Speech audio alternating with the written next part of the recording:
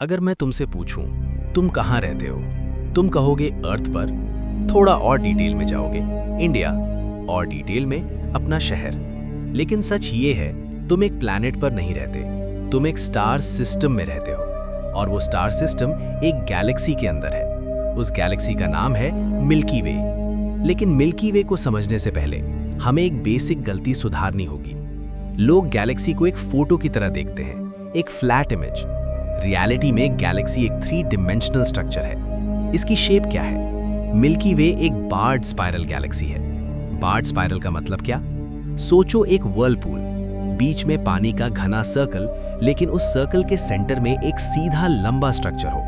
Milky Way के centre में stars का एक लंबा बार शेप्ड रीजन है। उस बार के दोनों साइड से स्पाइरल आर्म्स निकलती हैं। ये परफेक्ट सिमेट्रिक डिजाइन नहीं है, ये डायनामिक है, ये कॉन्स्टेंटली मूव करती रहती है।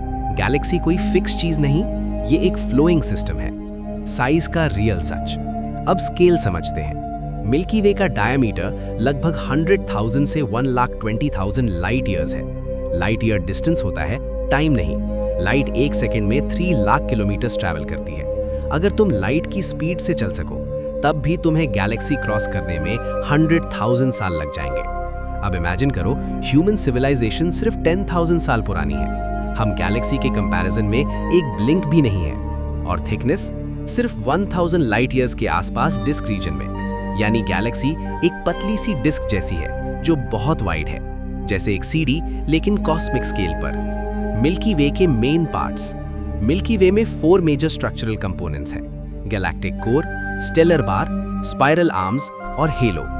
Galactic core centre region extremely dense है। यहाँ स्टार्स की डेंसिटी बहुत हाई है, रेडिएशन हाई, ग्रेविटी इंटेंस, और सेंटर में है एक सुपर मैसिव ब्लैक होल जिसका नाम है सैजिटेरियस ए स्टार। ये 4 मिलियन सन्स के बराबर मास रखता है। पर ये हर चीज को खींच नहीं रहा, ये एक ग्रेविटेशनल एंकर है। स्टेलर बार सेंटर के अक्रॉस एक इलोंगेटेड स्ट्रक्चर है। इस बार का रोल क्या है?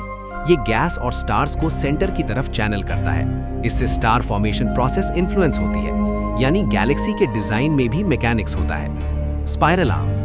मिल्की वे में मेन स्पाइरल आर्म्स हैं Perseus arm, Scutum Centaurus arm, Sagittarius arm और नॉर्मा आर्म। और हम एक छोटे सेगमेंट में हैं जिसे ओरायन आर्म या ओरायन स्पर कहते हैं। ये 2 बड़े आर्म्स के बीच का रीजन है। यानी हम वीआईपी जोन में नहीं, पर डेंजरस सेंटर में भी नहीं। Perfect balance. Galactic halo. Disc के बाहर एक स्फेरिकल हेलो होता है। इसमें क्या होता है? ओल्ड स्टार्स, ग्लोब्यूलर क्लस्टर्स और सबसे इंपॉर्टेंट डार्क मैटर।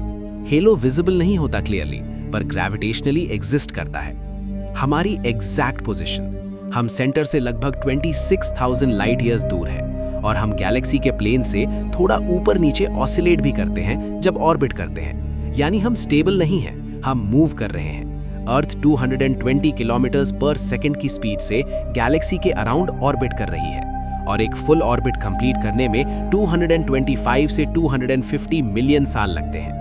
इसको कहते हैं गैलेक्टिक ईयर।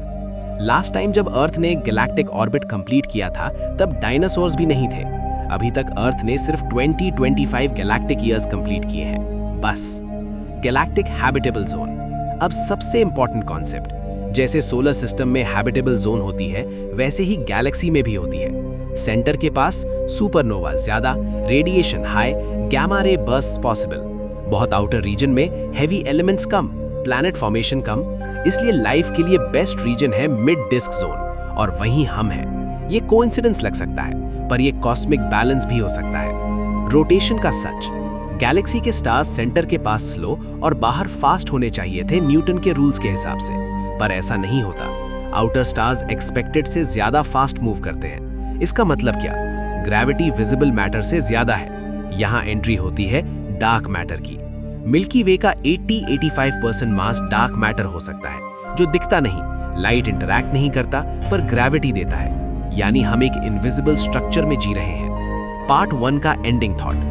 मिल्की वे एक फोटो नहीं है, ये एक डायनामिक, रोटेटिंग, इवॉल्विंग सिस्टम है। हम सेंटर में नहीं, हम रैंडम नहीं, हम एक बैलेंस्ड रीजन में हैं। और ये शायद लाइफ के लिए परफेक्ट जगह है। पर अभी कहानी खत्म नहीं हुई, अभी हमने सिर्फ स्ट्रक्चर समझा है। अब पार्ट 2 में हम बात करेंगे मिल्की वे का पास्ट, कैसे बनी, कौन कौन सी गैलेक्सीज को अब्सॉर्ब किया, star formation process, chemical evolution.